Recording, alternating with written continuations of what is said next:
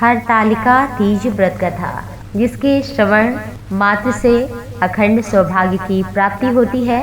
2020 में हरतालिका तीज जो पड़ रही है वो 21 अगस्त को पड़ रही है।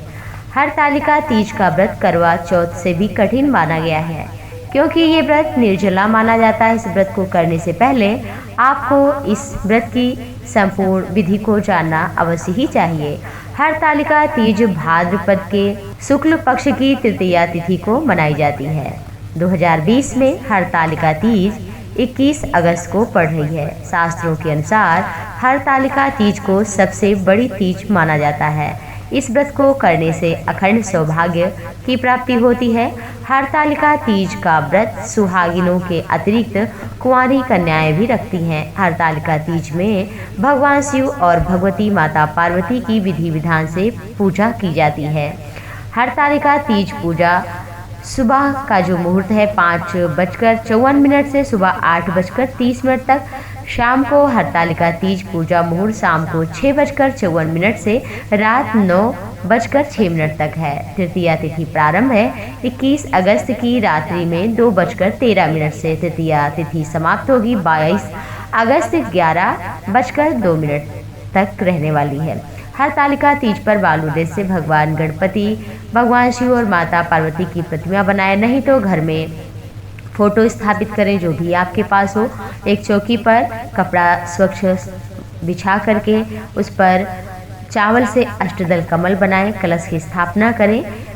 कलश की स्थापना करने से पहले उसमें जल, अक्षत, सुपारी और कुछ सिक्के डाल दें। आम के पत्ते ऊपर रखकर ऊपर नारियल रखें। इसके बाद चौकी पर पान के पत्ते रखकर उस पर अक्षत रखें। भगवान गणपति, भगवान शिव और माता पार्वती को स्नान कराएं। सभी भगवान को स्नान कराने के पश्चात उनके आगे घी का दीपक, धूप, नैवेद्य इत्यादि रखें। इसके बाद गणपति और माता पार्वती को कुमकुम का तिलक लगाएं। भगवान शिव को चंदन भस्म लगाएं। तिलक करने के बाद सभी भगवान के स्वरूप को फूल और माला चढ़ाएं। इसके बाद भगवान शिव को यदि हो सके तो सफ़ेद पुष्प अर्पित करें। भगवान गणपति को दूर्वा और माता पार्वती को लाल रंग के पुष्प अर्पित करें। भगवान शिव को बेलपत्र, धतूरा, समी का पत्र, अक्षत, काला तिल इत्यादि अर्पित करें। कमल का पुष्प जो भी आपके पास हो श्रद्धा भक्ति भाव से अर्पित करें। भगवान शिव को ये सभी चीज़ें अर्पित करने के पश्चात गणपति और माता पार्वती को पीले चावल अर्पित करें। भगवान शिव को सफ़ेद चावल अर्पित करें। इसके पश्चात भगवान को कलावा अर्पित करें और जनेऊ शिव को अर्पित करें। जनेऊ अर्पित करने के पश्चात माता पार्वती को श्रृंगार की वस्तुएं अर्पित करें और फल अर्पित करें। फिर तीज की कथा पढ़ें और सुने। इसके पश्चात भगवान गणपति, माता पार्वती की आरती करें। कथा इस प्रकार है।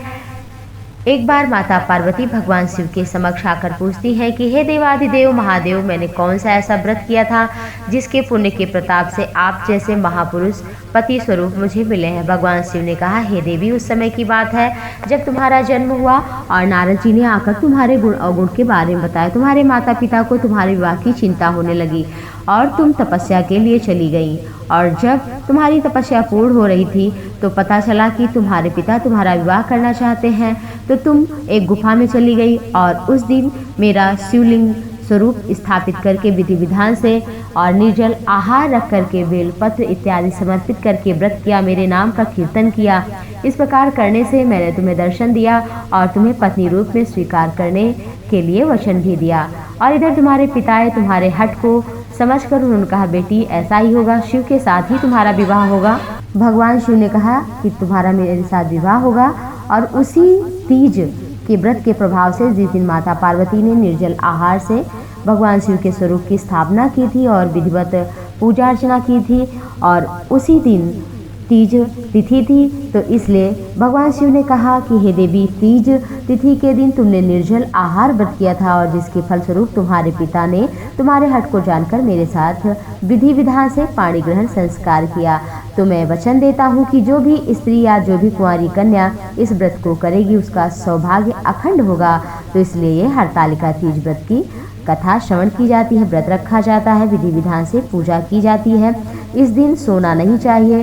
सोना अगर सोते हैं, कोई भी स्त्री अगर सोती है तो वो अजगरी बनती है, अजगर के योनि में जाती है। कोई अगर सभी वस्तुओं का रसास्वादन करती है तो मक्खी बनती है।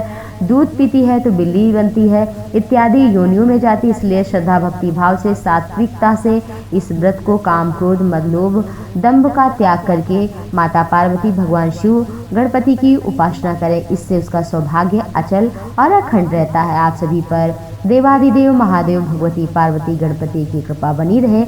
इसी के साथ आप सभी को प्रणाम।